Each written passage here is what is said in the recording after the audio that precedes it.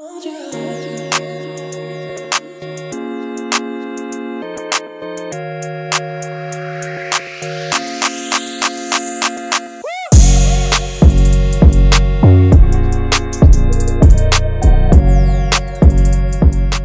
going on, guys? Good morning. Welcome back to United View. Hope everyone is doing very well. Having a good Wednesday morning. 5 days to go until Christmas, isn't it? Was it 11 days to go until the January transfer window opens and blank days to go into an official announcement regarding Manchester United and INEOS, but some latest news about that this morning. Welcome back to the Morning View. How is everybody doing? Click the like button. Be sure to subscribe, bottom right hand corner as well. I'm co-host Les this morning. Flex is out on assignment, recording, yes, some very interesting content that you will see later on this week. Well, I don't even know when it comes out. It's next couple of days.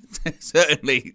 Next couple of days, certainly. Some very exciting stuff ahead of Manchester United's trip to the London Stadium this weekend. Despite the festive season, there are still plenty of football matches. It felt a bit weird last night, didn't it? With all of the Carabao Cup stuff going on. Obviously, Chelsea were playing Newcastle. They went through. And also, there's a match tonight, Liverpool facing our opponent. So our previous opponent and our next opponent facing off in the Carabao Cup, of course. Liverpool versus West Ham. And it felt a bit strange, didn't it? Because for the better part of a year, we've been so used to, if there's a competition playing, we're in it.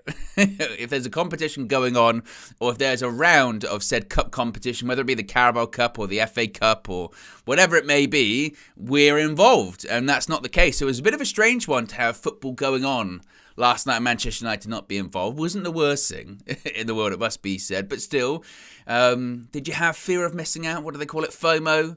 Last night when it came to the Carabao Cup, or were you glad maybe not to have that disappointment? You can let me know in the live chat. But we've got some stuff to get into this morning. We're going to be talking a little bit about Jean-Claude Blanc and the latest regarding stories about him being close to this Manchester United CEO role. Of course, you know, this has been widely put out there, hasn't it? And it's just getting closer and closer and closer. A bit of an update, I suppose, as to when we can maybe expect this announcement from INEOS, if there is an announcement, when it could be coming. I mean, gosh, when did that news first come out? Can someone get like a date on that for me in the chat? When did that news first come out about Sheikh Jassim had pulled out and INEOS would basically had won the race?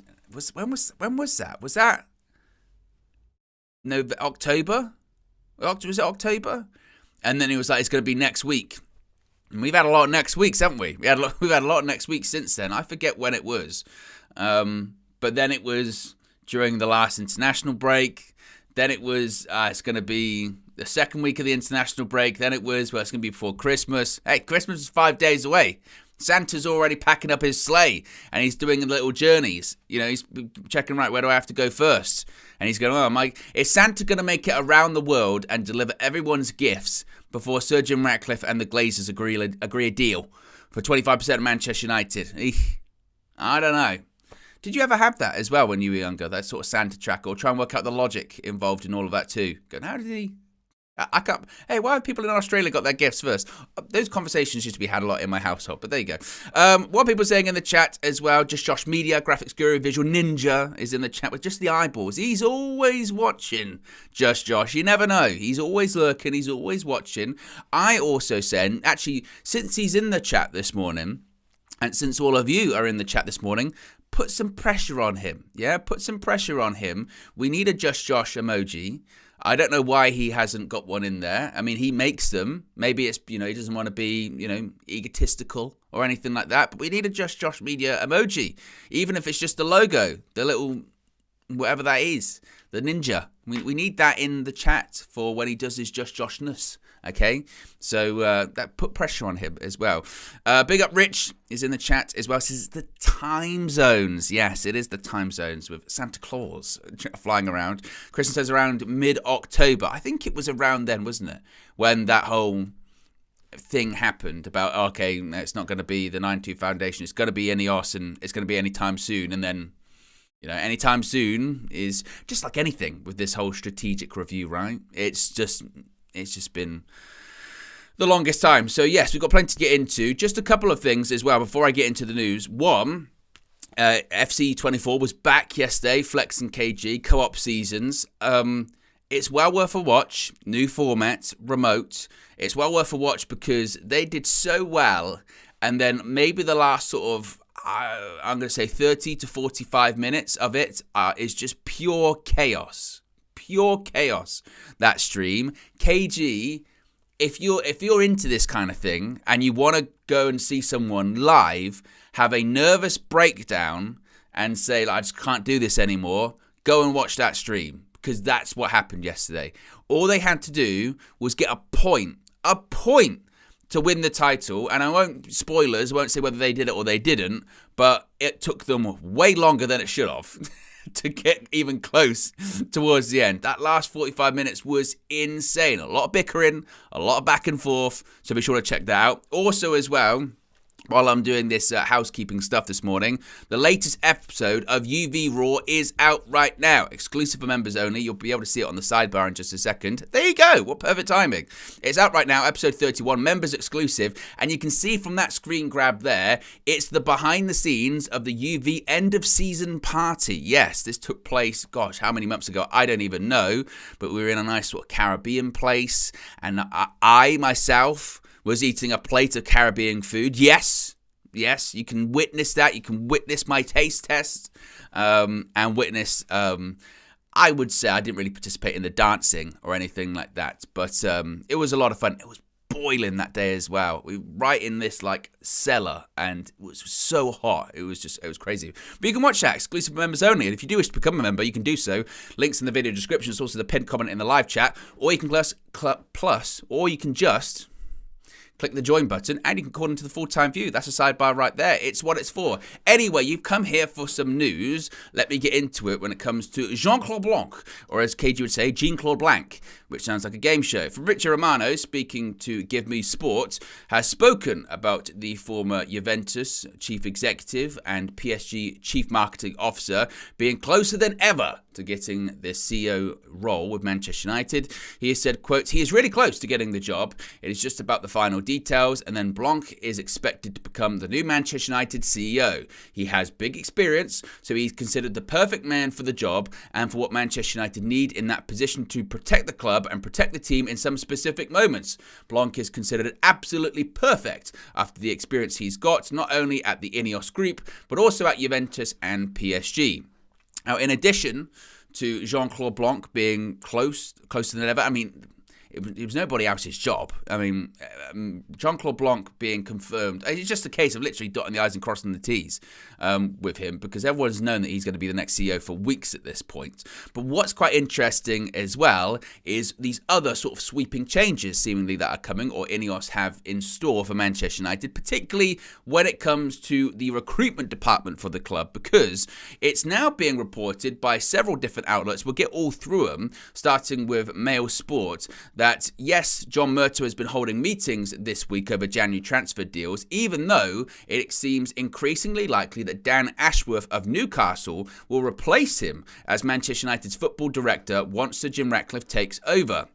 This was also reported from the newspaper, saying Newcastle are braced for an approach from Manchester United for Director of Football Dan Ashworth once Sir Jim Ratcliffe's 25% investment in Manchester United is confirmed. And those close to the situation at Newcastle do fear that Ashworth will leave. Of course, he has a very strong relationship with the INEOS group as well. Been reported by James Ducker from The Telegraph too. Sir Jim Ratcliffe could look to bring in an additional recruitment chief to work under Sir Dave Brailsford and Dan Ashworth if he gets the sporting director role. Hold that thought. We'll circle back to it as well. Chris Wheeler from the Mail has also said that Newcastle sporting director Dan Ashworth is increasingly likely to replace John Murtough as Manchester United's football director once Sir Jim Ratcliffe arrives. Now, just for a bit of reference as to what he's done at his previous clubs, of course, he was with the FA, then he moved to Brighton, then he moved to Newcastle. When he was at Brighton, and Newcastle, in fairness, if you just look at some of the signings he's been able to pull off and the money that he's been able to spend and pull these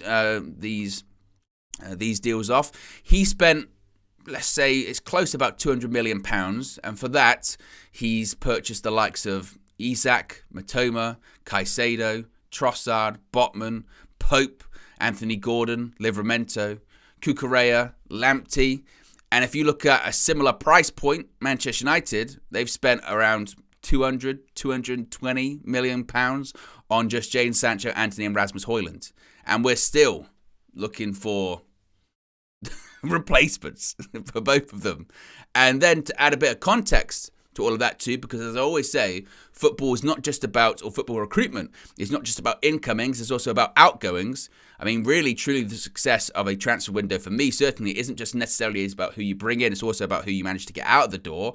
He sold those players that he brought in, the likes of Trossard, Caicedo, Cucurella, were sold for a combined, you guessed it, £200 million. Not bad. Not bad going. And in addition to that, I mean, you've seen, again, the recruitment he did at Brighton, but then he's further done it at Newcastle too, which they've got a lot of money, or certainly when he came in initially, that sort of when the Saudis had just purchased Newcastle and they're bottom of the league. And people forget, like, for all of the talk that, Newcastle haven't spent that much money, they have in essence, because when they came in, they spent a lot of money in that first January transfer window, and it sort of propelled them to mid-table, and certainly since then they've kind of flew off higher up the league.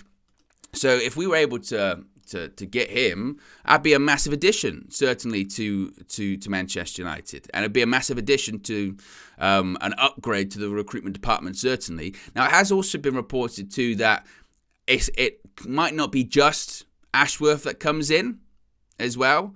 It could be him sort of heading up a recruitment department. So people might say, oh, what about Paul Mitchell? Or what about Dougie Freedman? Or what about this person, that person that's been linked with the sporting director role or a director of football role? We could see a similar situation to Chelsea, where it's not just, and I know when you say similar situation to Chelsea, you go, what do you mean, Chelsea? But I mean, in terms of, it might not just be one sporting director, it could be a couple. There could be sort of Dan Ashworth heading up, and there might be a couple of people underneath him. Either way, complete reform and complete overhaul of the recruitment department of Manchester United is greatly needed. I mean, the problem is with Manchester United too, when it comes to sort of sweeping changes at the club, it's almost difficult to know where to start, isn't it? Because there is so much wrong. There is so much wrong and so many different facets of the club that are just fundamentally broken and need massive overhaul. Whether it's recruitment, whether it's just at a boardroom level, whether it's at, just a playing level, whether it's at a facilities level, the stadium, the training ground, the academy. It's almost difficult to know, okay, where do we begin? Where do we start? I think it's probably best to start from right the tippy top and the owners, and hopefully, whenever this thing does get announced, if it does get announced, I know, but whenever it does get announced, is that there is that roadmap. I know I've said this 10 million times, but for me, that's the most important thing. That's to me is hope. That is hope that you could actually legitimately hold on to and say, right, that's if we've got that by a certain date or a certain time, there is at least a possibility of new majority owners at Manchester United, then that is something that is critical. That is something that, because they always say with a fish, right, rots from the head. And that's what the Glazers are. They're the head of this deck of cards that collapsed a long time ago. So to rebuild it, you would think you've got to chop the head off and start over again. Deck of cards analogy kind of falls apart there, because if you were going to build a deck of cards, you wouldn't build it from the top. But you get my point. maybe at the bottom of that analogy as well. The Glazers certainly are. But if you're going to overhaul the recruitment department, Dan Ashworth would be an excellent addition. I'd kind of ruled him out, honestly, because I didn't think that Newcastle... I thought the project at Newcastle and, the money, the finances, and where most likely they're probably going to be in the next 5 to 10 years, I thought, oh, wow, that's going to be a difficult one to kind of lure him out of, because if you do look at Newcastle at the moment, of course, they're the richest club in the world. I know FFP and all that kind of stuff, but they're building. They were in the Champions League this season, but I know things aren't going great for them at the moment in the league, but they have, in fairness, a lot of injury. They overachieved last season. Nobody thought that they were going to get fourth position and qualify for the Champions League. But I thought from a sporting director's point of view, he might be like, oh, I got all this money, we got this long-term project, we got these investments, I can kind of really do what I want, with this whole thing. It's a very attractive proposition, because it had to be an attractive proposition to leave Brighton in the first place, which is an excellent run club. You know what you're getting there. You've got an owner who's all in on the club too, and they're building, they've got a long-term project, they're very strategic, they're very smart in what they do. So for him to leave that project, it had to be like, it's got to be something big. Newcastle, new ownership, lot of money, going in the right direction. It kind of, you can't really turn that down. I suppose it is just a case of Manchester United. That is the ultimate challenge, isn't it? Not only just in terms of the stature and everything that comes with it, but also because, I mean, that is a challenge. Can you do what nobody's been able to do in a decade? Can you do what no one's been able to do in over 10 years, which is, can you effectively buy and sell players, get good value for money, build up, a quality pipeline of players? Can you build up a quality team? Can you, from an FFP perspective, can you help fix that out? Because they'll be instrumental in that too.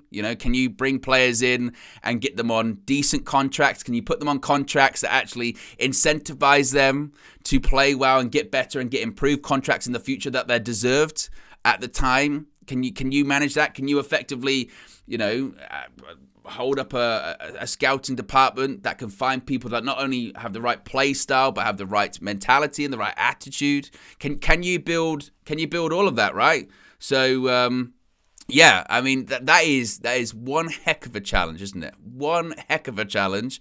But if Manchester United manage to pull that off, or should I say INEOS are able to pull that off, then that's a massive positive. You do feel like you've got to get there first. You've actually got to, get the agreement done in place first. But if you could have a recruitment department that was Dan Ashworth, maybe Paul Mitchell's in there as well, the whole thing, I'd say completely scrap, honestly. I mean, I remember reading something, this was quite a while ago, I think it was when Louis van Gaal came in. They'd kind of overhauled the scouting department there, and they were sort of saying the scouting and analysis, it might have been Joseph, one of them had overhauled the scouting and analysis department. And like with everything United, it's a giant sort of Frankenstein of lots of different philosophies and lots of different managers, and this, that, and the other. And it all just, they need to be all singing off the same hymn sheet. There has to be synergy. There has to be effective communication between all of these departments. And also there has to be people that are fit for the job. A lot of people at Manchester United at an executive level, at a high level. I mean, Jose Mourinho was just doing an interview the other day, was it with John A.B. McCall's podcast, when he was saying that, I'm paraphrasing here, but it was something along the lines of, after a few weeks, I went to some people and said, there are certain players and certain officials here you'll never win anything with, and they're still here, and the players and the officials. And it's funny because whenever he says that, people go, God, they start speculating who it could be. But he's not totally wrong in that aspect. There are people that, even John Murtough, right? Look at just John Murtough. He's been at Man United a while. He come up internally. I think he came from Everton initially. I think he came when David Moyes came over? But he was at Everton and has sort of grown in stature and status at United over the years. But he's not fit. He's not fit to be a football director of a club like Manchester United. What kind of background or what kind of CV does he have? What kind of big, effective transfer business has he pulled off? What kind of effective squad has he built? What kind of quality contracts has he put together from a playing perspective that get value for money at Manchester United and are sustainable too? I mean, when he got promoted into that role, I think people were willing to give him a chance because essentially Ed Woodward was the CEO and director of football for years. So it was like, well, and Ed Woodward was just, and even him, like, again, what kind of background did he ever have to be running things from a football level, from a football perspective. From a commercial point of view, no problem, right? That was his forte. That's how he came up through the club as well. He actually helped Malcolm Glazer purchase the club, or as an advisor to purchase the club way back when. And that's how he got in the first place. But from a football perspective, what did he know? Nothing. Very clearly nothing. And that's why he approached all of these signings from a commercial perspective. It can't be a shock that a commercial person or someone that's just focused on the business side of things made purely commercial transfers or made purely commercial signings for close to a decade. And then we find ourselves in the situation we are right now. I mean, that's the kind of shitty groundwork that he laid. And even Manchester United have still done it over the last few years, going, right, let's make this signing. Are they the best for Manchester United? Is this really what we need? Or is this going to sell a lot of shirts? Is this going to get a load of social media traction? Are they a big marketable name? Are they bankable? Can we make some money off of them? What about on the pitch? That'll be by the by with Man United. But can we really make some money off that? Can we sell some shirts? Can we, get people talking about it? That's been Man United's focus. And realistically, if it is Dan Ashworth and this whole new recruitment department, that needs to be secondary. And you see that a lot, I think, with modern day footballers, is like the brand comes first. They want to be they look at someone like, say, Cristiano Ronaldo, right? And they see the follow, or David Beckham, but particularly someone like Ronaldo, and they see the following that he has. I mean, I don't know if this is still the case, but he had the most Instagram followers in the world, right? And they see that and they go, I'll tell you what, I'd love that. I'd love that following. And you then have to ask why. Well, why does he have the biggest following? Why does he have all of these followers on Instagram? Because he's very good at football and he's achieved a lot. That's why. And sometimes I think they think that it comes the other way round. Like you build the following and then you get a big club, or you build the following and then you have success on the pitch. And it's kind of been lost that no, like success on the pitch, that's always the fundamental. That's always the basis that you build anything off. All the other stuff comes after that. If you want to build a big brand for yourself, you want to get a load of followers, then be good. Win shit. And then suddenly, stuff just starts happening. That's why Ronaldo and Messi and all that are the most followed or recognizable athletes on earth, because they win. That's all, and they're the best. And they've been the best for however many years. But nowadays, it's kind of the opposite way around. And we've seen that at Manchester United. We've had people come through the door too that have been more focused and obsessed with their personal image or their personal brand or their, whatever it may be, and not focused about Manchester, not focused about winning things. Winning at Manchester United, it's horrible to say for a club that literally just won everything, but winning has become secondary. It's a byproduct of commercial activity. They're like, well, if we happen to win things along the way, trophies, whatever, cool. But we'd rather be well known. We'd rather be marketable. We'd rather have all of these followers. That's what Manchester United have become. And hopefully, when INEOS come in, if they come in, they'll bring some of that sort of winning mentality back, to be honest with you. There's a couple of super chats here and member chats. Let me get these up on the screen. Avi says, it's the OWEN view. Glory, glory, Man United. Oh, heaven forbid. Could you imagine? Oh, gosh. No, Flex will be back tomorrow with me. And as I mentioned, when it comes to Flex, his little secret project that is going to be revealed fairly soon. Be sure to check that out when that does get uploaded to Makish also says, I love how the Mourinho statement didn't create such a storm as it normally would. No surprise to the world of football. What a joke we are. To be honest, you do bring up a fairly decent point there because if you recall, maybe like, I don't know, a year ago or something like that, if like an ex-manager had come out to say that, it's a bit like when Ole Gunnar Solskjaer came out and did that interview with The Athletic a couple of months ago, whenever it was during an international break, wasn't it? And which I found humorous because I'm not going to do any interviews, and probably until like the NDAs when that run out. But still, I'm not going to do any interviews. And it did the interview, but when he came out and said certain things about certain players and all that kind of stuff. Oh, these people didn't want to be captain, or some people thought they're better than they were. And Jose comes out and says, "Yeah, I said that these people shouldn't be there, and they were still there." Whatever it may be, you're right. You kind of just sort of go, yeah, we know. But I think, and I don't want to paint INEOS as like, oh, they're the shining light, they're going to fix everything. You hope that they're going to fix a lot of things, but I think there is maybe an element of acceptance that we know that's the case, but there is a small amount of you just kind of take it at the moment because you're going, well, hopefully that will change. Hopefully that will change. Hopefully that is going to be weeded out. Hopefully with these new people coming in, they're going to look at that and say, no more, got to change it, can't be doing that anymore.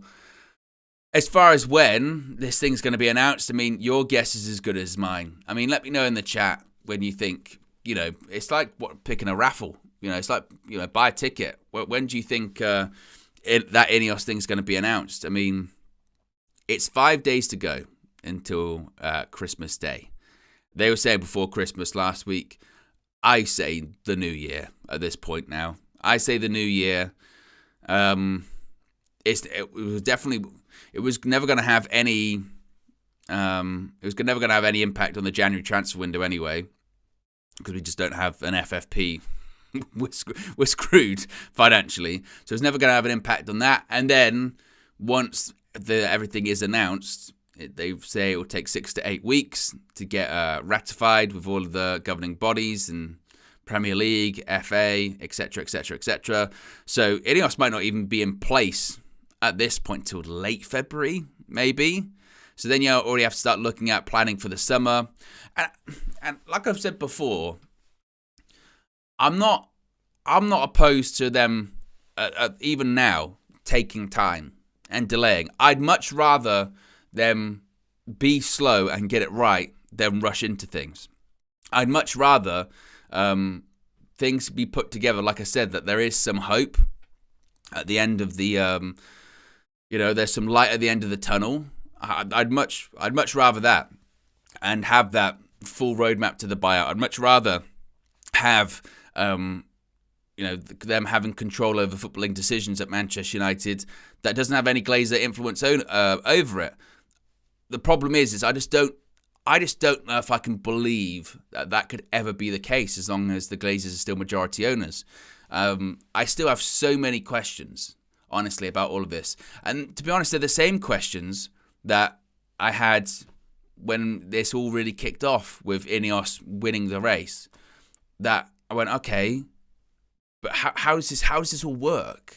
How does this all work? How can you own 25% of a business and yet have such a massive say, or have the total say over essentially what is the fundamental aspect of it? I know that Manchester United's bigger now than a football club, and it's a brand, and it's a publicly funded company. It's floated on the New York Stock Exchange and all that kind of stuff. I get that. I understand that. But fundamentally, it's a football team still. And how you can own 25% of that business and have such a big control over the largest, most important aspect of it still baffles me. I use the analogy. It's like owning 25% of a restaurant, but you determine everything that goes on the menu, how it's cooked, when it's cooked, and all that kind of stuff. You'd go, but what? Like, how? I mean, it is remarkable, and maybe that's why this whole thing is taking so long, because it's somewhat, I don't know, unprecedented that you could have that small amount and have that much control. The football committee, I think, was it Bloomberg or was it the Wall Street Journal? I forget, whoever it was, some big financial outlet several months ago again said that there was going to be this football committee, and it was going to be 3 people. It was going to be Jim Ratcliffe, it was going to be Dave Brailsford, and it's going to be Joel Glazer.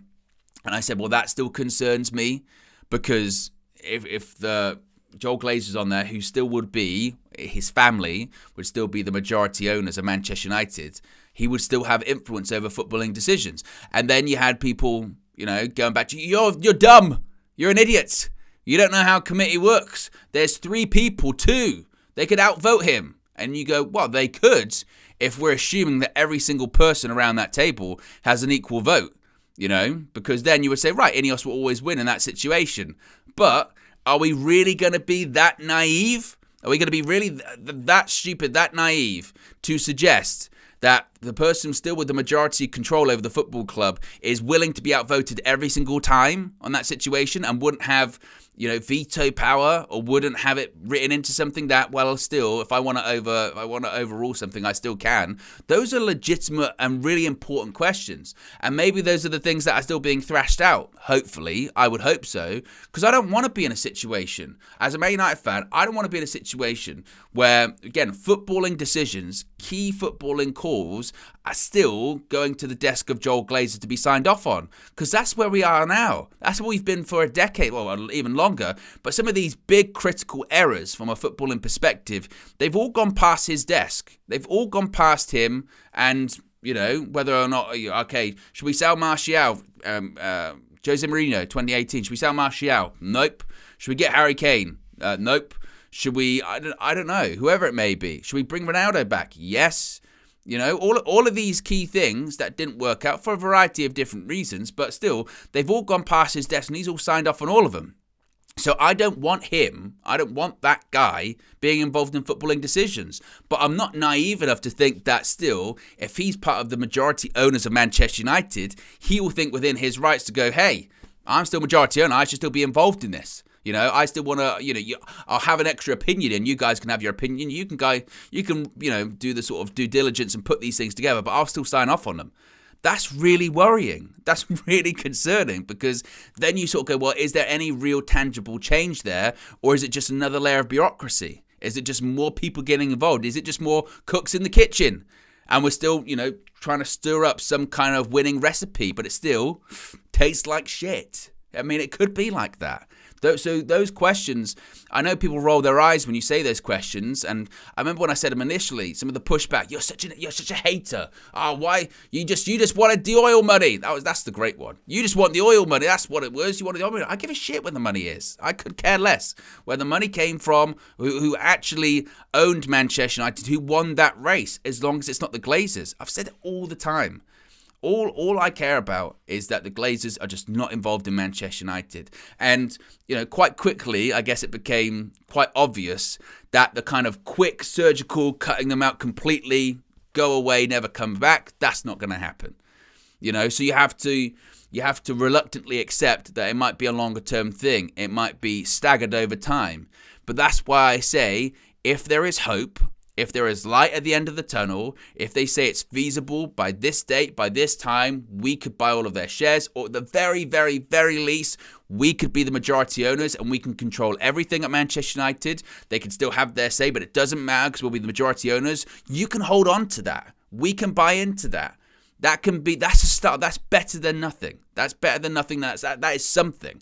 But that's why those questions still need to be asked, and they still need to be answered. Whenever this thing does get announced, if there is still this sort of opaqueness to it all, and all these questions are left unanswered, then we're going to be like, well, what are we waiting to happen, right? What are we still, is anything going to happen? Is anything going to change? So all of these sort of other changes, CEO and sporting directors and recruitment department, that's great. But still, the biggest issue is the people that are the majority owners. And those are the biggest things that still need to be answered. And hopefully they will get answered. I think there's a need to. I would think that whenever this does get announced, again, my prediction now is not until the new year. I don't think it will happen until the new year. There has to be some kind of sort of front-facing interview. I'm sure certain things they can't say, to be honest. Certain aspects of things probably are tied up with confidentiality, but that'll be the biggest question, isn't it? Is there a way, or is there a pathway to you owning the whole thing, or the majority of it, and the current owners not having a say anymore? A simple yes or no. You can be pretty vague with it. Yes, fine, good. That could be it. So here's hoping. But you want to get your questions in, by the way, guys. You know what it's like with these solo streams. And it comes with the news at the moment. What are your thoughts about all of the INEOS-ness that's going on at the moment? When do you think it's going to be announced? If it's going to be announced? What other questions do you have? What other questions are you thinking about when it comes to the game against West Ham on Saturday? Aston Villa over on Boxing Day. Also, we got Nottingham Forest on December the 30th. They've sacked Steve Cooper. Looks like it's going to be Nuno we're going to be facing up against at the City Ground too. So Get your thoughts in, and also let me know your thoughts about the January transfer window too. Are you expecting anything? Are you expecting nothing? What would you like to see? Let me know your thoughts about that as well. Let me check out the chat at the moment as well. Ninth Earth says, I think it will happen at the end of the season. So saying that nothing's going to happen until sort of May, June, around that period of time as well. What else are people saying here at the moment? As Tabaslol says, very aggressive from Tabaslol this morning, says 750 watching, only around 150 likes. That's a true piss take. People smashed that like button. Tabaslol's furious. Furious with the likes in the chat. I'll maybe go a bit of a softer approach with that one. There is 750 people watching and less than 150 likes accurate. If you want, you can click the like button, subscribe while you're at it as well. You can see in the top right hand corner there, less than 250 to go to 159,000. So if you haven't already, subscribed to, well on the road to 160 there. But yes, if you haven't already, click the like button as well.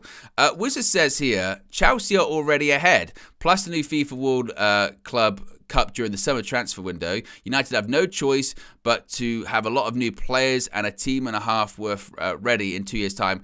I don't know if Chelsea are already ahead. I've seen people say this a lot about Chelsea and all this kind of stuff. I think it's a massive myth about how Chelsea are ahead. I know that they're involved in the Club World Cup because of their Champions League, which already goes to show how kind of farcical that new Club World Cup it kind of is, realistically. So the two English clubs that are sort of guaranteed in are City and Chelsea, right? Based off Champions League victories. With Chelsea's being in 2021 and obviously City's being last year. But, and when does that new one take place? Is it 2025, the Club World Cup? I think it is. By that point, if you're assuming that Chelsea aren't going to qualify for the Champions League next season, they might not have been in Europe for 3 seasons. They haven't been in. They might not have been in Europe for the longest time, right? And so that's why I kind of like really push back on. There's this sort of weird, I don't know, perception with Chelsea. I think like people get lost. Like they see Chelsea make all of these signings, and they see Chelsea spend this money, and people just kind of ignore where they are in the league, where they were last season and where they are this season, and how there's been no improvement. They're just as bad.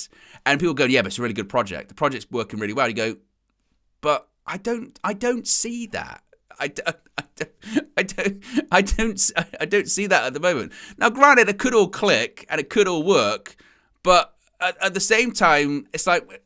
But you can still say that United. It could all click. INEOS come in, it could all click, it could all work. But I don't know. Like, the people talk about Chelsea winning the title before the beginning of the season. They're mid-table. They're 10th. And what's crazy is, and this is where you go into like the sort of media side of things. If that was United, oh my God. I mean, you wouldn't be able to hear anything else. Apart from how bad United are, how terribly run we are, and which we are. But with Chelsea, it's well, long-term project. Long-term project, doing things the right way. Bringing these young players in. Maybe it will click. And I don't know. I might be like clipped up with this and proven wrong in a couple of years' time when some of these sort of younger players click together and the potential really starts showing its head. But they're a mess. And then when you see their like starting 11 when they put it out, I know they've got injuries too, but you go, really? And they go, it's $1 billion spent. It's nearly as bad as United. That's what's crazy too. That's another thing I've noticed with that. When Man United don't play well, and when Man United lose or Man United are terrible, they are more than happy to count up how much that team is worth and how badly the money has been spent and how badly the recruitment is. And you can't hide away from the facts. It's true. You look at some of the players in that team and you go, they bought him for this amount. Are you kidding me? They're on this amount. That's crazy. But Chelsea, I won't talk about that. I won't talk about that. Again, $1 billion and they don't have a striker. Let's not talk about that, I don't know. Like, again, there's a lot of like weird twerking for the sort of Chelsea project and how great it is. Whereas actually, when you take a step back from it, it's a shambles. Like, it really is. And also, I mean, this wasn't on the current ownership, but they've got their own problems in terms of investigations and stuff like that going into and back from the Roman Abramovich days. I mean, we talk about City and the 115 charges. Who knows what Chelsea's going to look like in a few years' time, right? We've seen what happened with Everton and them getting the points deduction. Chelsea, I mean, they could have a lot going on at the moment. So, I don't know. I really, really don't know. I think I look at Chelsea and that project and the current ownership. I don't see sustainability. I see something that is really, really volatile, to be honest with you. And I think that I still see an ownership that has picked up how to run an American sporting franchises, whether it's because Todd Bowley's involved with the Dodgers and are they involved with the Lakers as well? But the point being is they've just picked that up, and this will work for us. We're going to buy all these young players. This is how it's going to work. And it's like, no, that is not it at all. So I don't know if I necessarily buy that Chelsea are miles ahead than Manchester United in this project or anything like that. Yeah. What else are people saying in the chat here at the moment? Lil Yo says people are looking at potential with Chelsea. They should be seriously scrutinised. But I think people have just almost accepted that they're this like mid-table side, so maybe they don't get the scrutiny that other people do. I'm not sure. I don't, like I said, it's very odd to me. That's what I don't get. What else are people saying here? Treble Champ says, this is the most exciting thing to happen in years for United. I don't care about transfers. A proper football structure and plan makes me hopeful. Sort of saying that the rest will fall into place, certainly too. Phil says, I'd prefer Chelsea players to ours by a distance, only exception being our youth players. I mean, this is the case of any football team, though. There are players in Chelsea's teams that you'd have, but there's certainly some players at Chelsea that wouldn't go anywhere near United. They're just as bad. I wouldn't have Jackson at Man United. I wouldn't have Mudryk at Manchester United. For all of the conversation about people like, Reece James and Chilwell, they're injured all the time. I mean, I feel for Reece James because I think he's in that sort of Jack Wilshere territory, honestly. I think I really, really worry about him because he can't play like 3 games without getting injured. He's out again now, another hamstring problem. That's really, really concerning. He's a top quality player, but that worries me. Cole Palmer, he's done very well at Chelsea so far. The irony being is that, again, City player, but a lot of their players, actually, if you're going through their team, how many of them would I take? Wouldn't take the goalkeeper, Sanchez. Gosh, he's got as many mistakes in him as Onana. I don't know. I don't know. Matifalu says Jackson has more goals than our front line, let alone Højlund. But this is when you get into stats, and you got to be really careful. So you're saying you'd have Nicholas Jackson up front for Manchester United? Is that what you're saying, Matifalu? Because no way. I remember them playing against Spurs, right? And he got that hat trick against a 9-man Spurs. And oh my God, how many chances did he miss in that game? And then he sued during the game too. I was like, come on, man. I don't know about that. Super chat from V33 says, give Erik ten Hag time, and that management team above Erik ten Hag is crap. They can't run efficiently like City, neither can they clear deadwood like Arsenal did for Arteta. Well, that's certainly going to be very interesting when you're talking about the INEOS situation too. And this was kind of my concern. It still is really my concern, is that it's very obvious and transparent. Sweeping changes are coming from the football point of view, from Manchester United.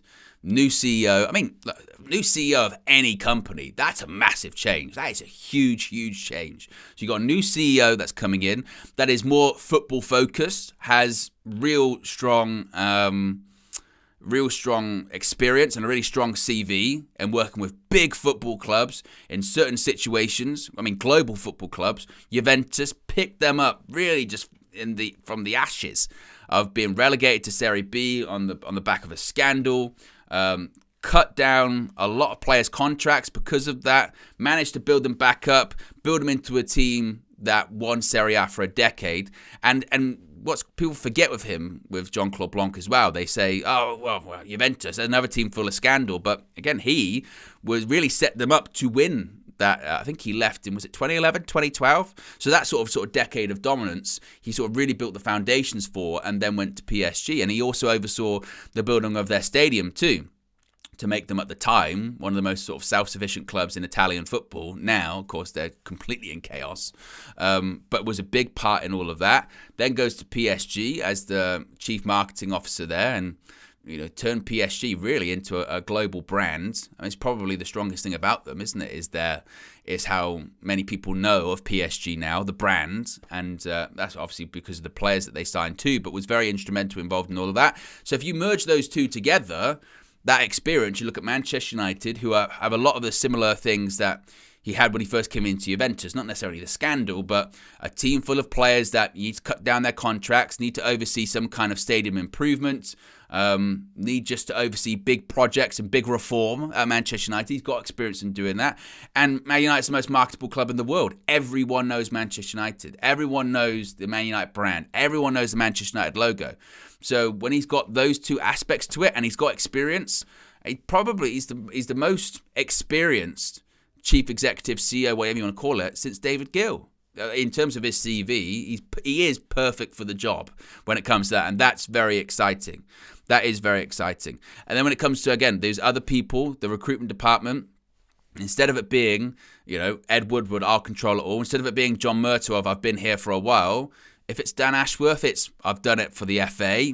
I mean, really, look what he did at the FA too. I mean, you look at that sort of generation of young footballers coming through now. That's a lot of it comes from Dan Ashworth as well. The setting up and the golden generation that we currently have, very involved in all of that. You look at the work he did at Brighton, great experience. You look at the work at Newcastle, great experience. You're actually getting people that, again, have experience and know what they're doing. It's not hope. It's kind of, they should be doing well because they've done it before. There's a track record here, a positive one. Every track record at United tends to be a negative one. That could be a positive track record. And then if you get more people involved in that department too, whether it be Paul Mitchell, whether it be other people, again, that's more experience. That's more people that are actually fit for the job, certainly. Wizard says, because of FFP, Erik ten Hag has had nothing to do, literally. He is still waiting for personal to leave and come. Well, certainly, and actually that was the super chat that I was going to get to.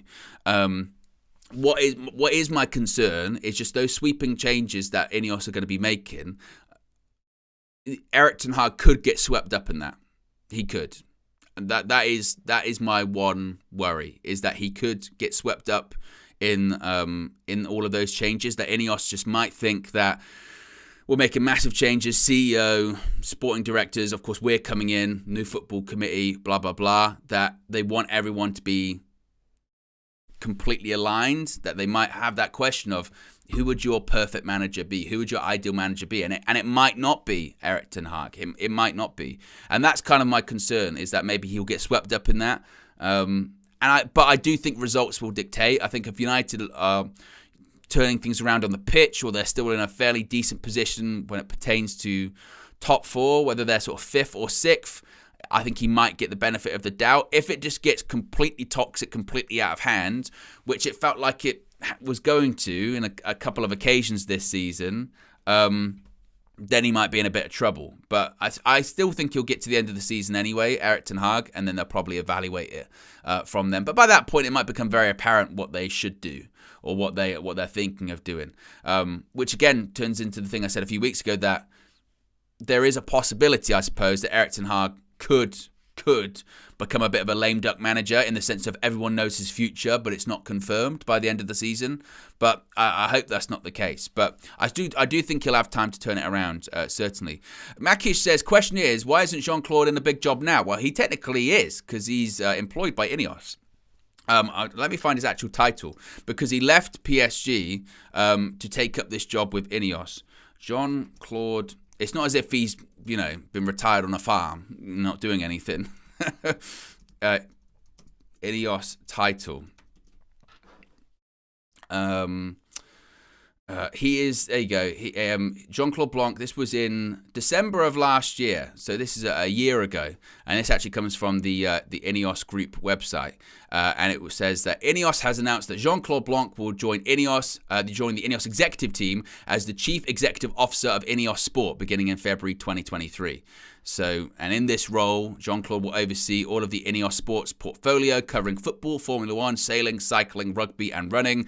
In this, he will work closely with Dave Brailsford, who will focus on world-class performance management. The responsibility for execution and delivery in sports remains with each sports team CEO. So, the idea that he's not got a big job at the moment. He's the CEO of INEOS Sport, so he's in a very big job. He's in a very big job at the moment. It's not a case of he's sitting around twiddling his thumbs, not doing anything, because he certainly is as well. We've got nearly 900 people watching at the moment. Still less than 200 likes. You know what it's like with these solo shows. Can be a bit of a bore. I know it can be a bit monotonous. I know, but I appreciate everyone that has been watching. So if you haven't already, click the like button. Let's see if we can get up to, 300? I mean, possible for. I think there's a possible for 400 or something like that. Why not? Why not?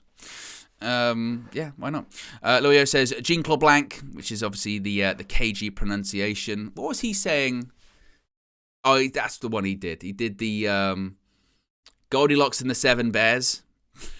Can someone? This is what I love about the UV community. And I know there are people out there that are capable of this, because this has happened before. I remember Only Flex and Veg Horses, which was Flex, KG, and myself photoshopped onto the head of Only Fools and Horses, which was, I think that picture still exists somewhere. If there's anyone in the next, 7 minutes that can mock up a Goldilocks and the Seven Bears involving KG, if they can do that and they can tag me on Twitter or something like that, I will get up on the screen. I'm setting you that challenge now. I don't know if that's possible. 7 minutes. You've got 7 minutes to do this. Goldilocks and the Seven Bears with KG. If you can do this, I'll be very impressed. I'm leaving it up to the UV community. I've set you a challenge. It's just Danny with a super chat. Appreciate the contribution. Big up to you. Says, not heard this by anyone yet. Maybe the big delays due to legal reasons is more down to dual ownership in Europe. Call it, Owen. Thoughts? Well, the dual ownership thing is interesting because it's not necessarily just Manchester United. Obviously, we focus on it because we're United fans.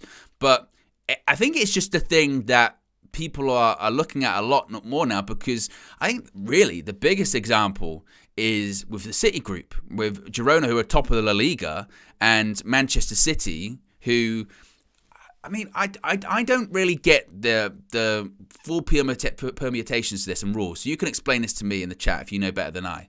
But I was seeing someone saying, I think it was Alice Talks Football, big up to her, yesterday, was saying that if Girona win the Liga and City, let's say, come second, then City don't qualify for the Champions League. They'd have to go into the Europa Conference League or something like that, which is because even if Girona got to the Champions League, then they could then drop into the Europa League and blah, blah, blah. So I don't know with all of that. That feels like that is something that has to be addressed fairly quickly. Now, all of the reports had suggested that INEOS aren't worried about it, United aren't worried about it, there's not going to be that much of a thing, so they're proceeding on as per usual. Let's face it, if push came to shove and they had to choose between Man United and Nice about which one they're going to be invested in, not looking good for Nice, to be honest with you. But that is a legitimate conversation that obviously I think is going to, it will affect United once this is all confirmed, because of course Nice are doing well in Liga at the moment, but it's also going to affect City, and I'm really interested to know how they plan on overcoming all of that, to be honest with you. I think that's a really interesting subplot moving forward. What do you guys think about that too? What else we got here? V33 says, does Pep handling players mess? Does Pep handling players mess? No. Who has experienced Erik ten Hag in building a sustainable team? Harry Potter, Galactico Zidane, wannabe De Zerbi? Who? V33 is very angry this morning. I'm not sure what the first bit is. Does Pep handling players mess? No. I'm not sure. Or is Pep handling this kind of mess? Maybe is that what you're trying to say? I'm not sure. I've said it a million times here on the channel that I do think that sometimes United fans have this kind of, grass is always greener mentality a little bit. Sometimes we get so focused on the shiny new toy, don't we? We get so focused on, look at this club with this new manager. Look what they're doing. Or look at this club with this player. And then we try and get them or we want them before there's even that really big of a sample size, right? De Zerbi this season is not done as well as he did last season. He's doing very well in the Europa League, certainly. But it's interesting to see how they're trying to balance that. Eddie Howe, Newcastle are struggling with injuries at the moment. I know they beat us at St. James's, but they're starting to trickle off a little bit. Ange, he had a difficult period too once he had the injuries and all that kind of stuff, and kind of the bloom was off the rose a little bit. And I do think we do have this, we do have this. Look at got to get this person in from this club, or we've got to get this from that club. And sometimes we sort of, a bit like the Chelsea conversation we were saying earlier. Chelsea players, they get into our team. Would they? I remember going into that Chelsea game at Old Trafford. Chelsea are going to smash us. Chelsea, a good team. I don't know about that, to be honest with you. And then we saw them play Old Trafford. We were like, whoa, my gosh. Yeah. What else are people saying at the moment as well? Chris says that is one of the reasons the league won't ratify the Ratcliffe deal. Unfortunately, the precedent's been set, I think, with that. I don't think, like I said, I certainly don't think that's going to be a reason for the league to block the deal or anything like that. And also, it's an interesting thing too, because, of course, the INEOS won't own all of Manchester United, right? They won't own Man United outright. So they're not even the majority owners. So where does that come into it? Is it a case of, well, if you're a minority owner as opposed to majority owner, what's the difference involved in that? You look at, Girona and City, they own both clubs. And also, when it comes to the Champions League perspective, people obviously always point out, look at the Red Bull situation. The Red Bull situation, you got two Red Bull clubs. Now, I think, wasn't it eventually that got settled in terms of Salzburg and Leipzig, because they said, well, they're run as two separate businesses. They're run as two separate entities, so that's why. But like with a lot of things in football, sort of Pandora's box was opened a long time ago. With multi-club ownership and all that kind of stuff. And they didn't do anything about it at the time, even though people pointed out the clear problems that they might run into at the time. And he kind of just got, the pushback of, that'll never happen. What happens if they face each other in the Champions League? It won't happen. Don't worry about it. That'll never happen. And then eventually, once it gets so out of control that it is going to happen, they go, we've got to do something about it. So I don't think that the multi-club thing is going to affect the deal going through with INEOS and United. But I do think it is a bigger conversation to have, because I do think we're getting to that stage now where you're getting people that own several clubs, they're all starting to be successful and they're all going to end up in the same competition. What do you do then? What do you do? And also, if they do put a thing on it, nope, you can't have clubs that are owned by the same people competing in the same competition. Then what do? Do they just sell them? Do they get rid of them? How quickly can that happen? Are you going to kill off some football teams because of that? If suddenly this mega rich owner decides, well, I can't have this club anymore, I'm just going to get rid of it. When you talk about sustainability and financial fair play, what happens if there's just the financial weight is just rug's pulled out from underneath them? What happens then? That'll be really concerning stuff. I think a lot of people will be really worried about that. So they're bigger conversations to have, certainly. So there you go. But I appreciate everyone that's tuned in this morning. What a rapid fire show that is. The fastest hour. And as I mentioned, there's plenty more stuff to come. We're going to be having soon that Flex's Secret Project. All of the build up to West Ham versus United at the weekend. Oh, a bit of an update actually as well when it comes to the match view this weekend. Yes, we've heard the calls, we've heard the cries, the rallying cries. The KO team, KG the comedian, and Owen, myself, are going to be back for a couple of remote match views over this sort of festive period. Because obviously, people commitments, not in the same location, etc., etc. So it'll be KG and myself on the match view on Saturday lunchtime, and also on Boxing Day too, and for the game against Forest. So the next 3 games, you're going to be getting some KO shows for the match views. So who knows how that's going to go. So be sure to tune in. You can see it right there on the sidebar. Saturday, 12 p.m. will be live for that. But before all that, that's ages away. For all that, we've got so much stuff coming up. As mentioned, you've got previews, press conferences, more morning shows as well. So we'll be on top of all of it here at United View. So make sure you subscribe, click the notification bells so you're notified when we go live or when a new video is uploaded. You never know what's going to happen when it comes to the world of Manchester United. News could be news at any point, so you don't want to miss a single thing. A reminder, latest episode of UV Raw is out now. So if you remember, go and check that out. Actually, let me check if Mr. the Comedian is live this morning as well. Let me check, because if he is, I can redirect you all there. Is he there? This is the thing sometimes, KG doesn't set up his show until he does. I always say to him, I go, KG, you got to set up your show like half an hour before or an hour before, whatever. But he does it like 5 minutes before. So sometimes it's not actually up. So I can't redirect you. But if he is, go and check out his channel anyway. I think the link to the video, to all that is in the video description below. Either way, guys, have an excellent day. I'll speak to you again very soon. I'm out of here. Peace.